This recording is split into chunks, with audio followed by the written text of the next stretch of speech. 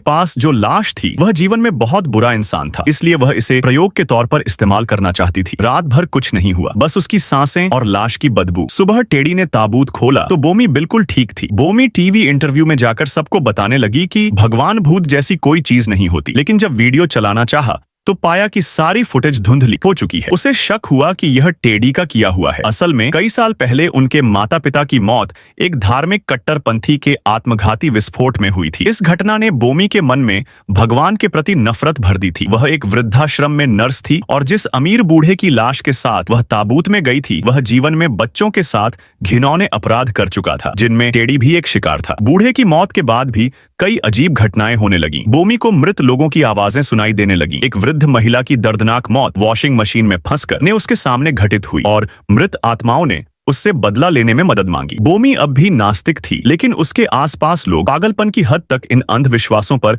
यकीन करते और डर के मारे खुद को नुकसान पहुंचाने लगे। आखिरकार बोमी ने फिर से उस अमीर बूढ़े की कब्र खोली, यह साबित करने के लिए कि कोई ईश्वरीय सजा नहीं होती, लेकिन ताबूत खाली था। जैसे ही वह अंदर गई, ताबूत एक अंतहीन अंधेरी सुरंग में बदल गया और बूढ़ा उसका पीछा करने लगा। फिर उसे एहसास हुआ कि शायद वह कभी पहली बार वाले प्रयोग से बाहर आई ही नहीं थी, बल्कि ऑक्सीजन की कमी के कारण भ्रम देख रही थी। उसने टेडी को आवाज दी, लेकिन जवाब नहीं मिला। एक विशाल काला सांप ताबूत में घुस आया और मृत बूढ़े के शरीर में चला गया। यह दृश्य बोमी ने कैमरे में कैद किया। आखिर में टेडी ने ताबूत खोला और बोमी को बचा लिया, लेकिन सांप ने टेडी को काट लिया। बोमी उसे लेकर भागी, लेकिन अब वह डर के मारे भगवान से माफी मांगने लगी और वादा किया कि फिर कभी भगवान या मृतकों का अपमान नहीं करेगी। सवाल यह है, क्या भगवान सच में उसे माफ करेंगे?